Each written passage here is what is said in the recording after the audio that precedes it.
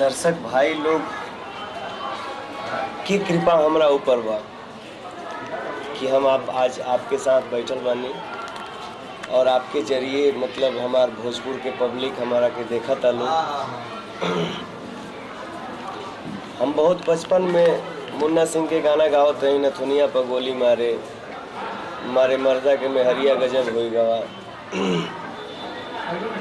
कलकत्ता में हम पढ़त रही बचपन में, जौना सा घरी हमार उम्र रहे 6 साल के। स्कूल में हम जब पढ़े जात रही तब गाना ऐसे ही गाना गावत जात रही तो अगल बगल के लोग सुने और हमसे पहले हमार चाचा जी गाना गावत रहन। और आज हम जौन कुछ भी बानी हमार आदर्श मतलब हमार भगवान हमार चाचे हमें जेकर नाम पड़ी अजीत सिंह जी, वो टाटा स्टेज शो करे गए रहन। स्टेज शो करके जब फिर कलकत्ता लौटले तो उनका से लोग बतावल कि अजी और भतीजवा बड़ा बढ़िया गावता।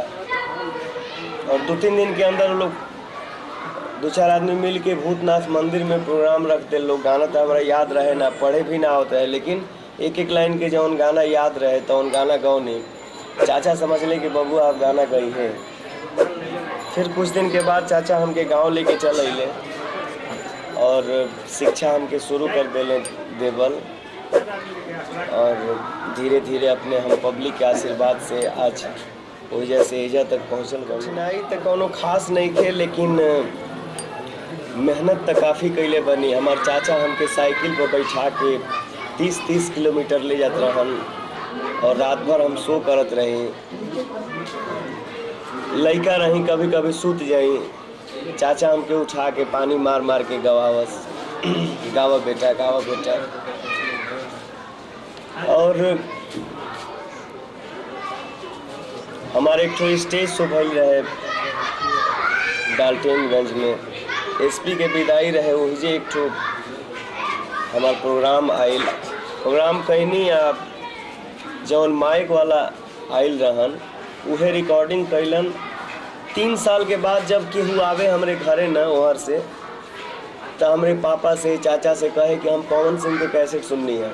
हमनी के विश्वास ना करिए कि कैसेट भइले नहीं के तो कहाँ से कैसेट सुनला है, लेकिन फिर भी कैसे कैसे करते वो कैसेट रिलीज कर दिल रहे ओढ़निया वाली के नाम से।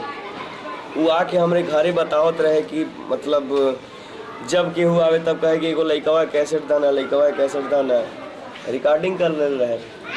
उसे बगल वाला वो बोलस कि अरे जब इतना डिमांड बताए कि रिलीज कर दे। वो दिल्ली गई मिक्सिंग करके ओढ़निया वाली के नाम से रिलीज कैलस। कैसेट सुपर हिट हो गई और सुपर हिट हो गई तो सारा दुनिया की कंपनी हमारा घरे आ गई जो कहरी भाग्य से। और सब पब्लिक के आशीर्वाद से आज़ाद नहीं। सबसे पहले स्टूडियो में हम पटना गाना गौने रहे। अमर पांडे जी के एक ठो कंपनी रहे सूर्या कंपनी, अब तक खैर नहीं चला।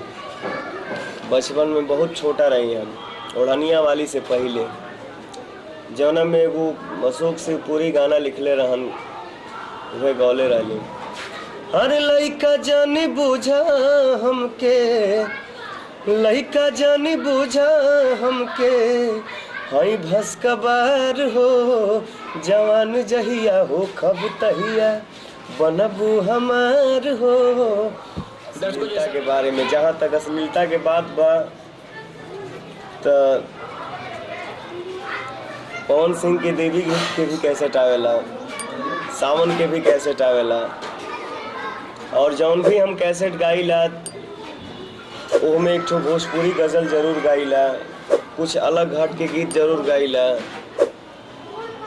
जिसे हमार होली के कैसेट आइल बा। होली मान लीजिए कि मजाक तो थोड़ा बहुत चलेगा ही चलेगा, शास्त्रीय संगीत हम गाएंगे तो नहीं ना कोई मेरा कैसेट खरीदेगा। अश्लीलता की जहाँ तक बात है तो हम अकेले क्या कर सकते हैं। कुछ इंसान के नज़र भी खराब होला। ये कोनो जरूरी नहीं है कि जौन गीत सुने में अटपटांग लागता ओकर अर्थ खाली खराबे हो।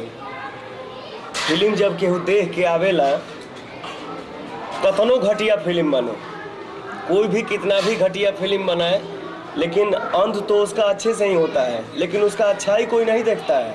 बुराई जौन भइल बताओने केहू देखी तो सिर्फ हमनी के दोस्त नहीं थे।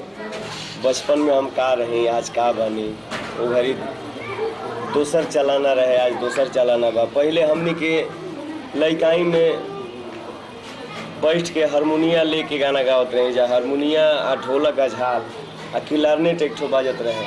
आजकल म्यूजिकल जमाना हो गइल बा। पहले आदमी बैठ के गाना गावे, पुरान गाना गावे। आजकल अगर पुरान गाना सुन तो कहीं लोग हमार पब्लिक भाई लोग की का गावत है रे, चलो से नींद खराब कैलस रात भर के, ठीक है ना। आजकल म्यूजिकल जमाना हो गइल बा, आजकल सब कोई म्यूजिकल हो गइल बा। पहले आदमी थोड़ा सा नॉन म्यूजिकल कैसेट करत रहे, आजकल म्यूजिकल कैसेट चलता। थोड़ा सा रंगीन जमाना तो हो ही गइल बा, इनमें का कहेगा बा। इतना ऊंचा सपना नहीं था कि मैं कभी हीरो बन जाऊंगा। ये हमारे पब्लिक देवता के सब आशीर्वाद है कि आज कहाँ से कहाँ पहुँचने, हमारे माई बहन लोग के आशीर्वाद में। वीडियो अगर अच्छा लगा तो हमारे चैनल को सब्सक्राइब करें और हमसे जुड़े रहें।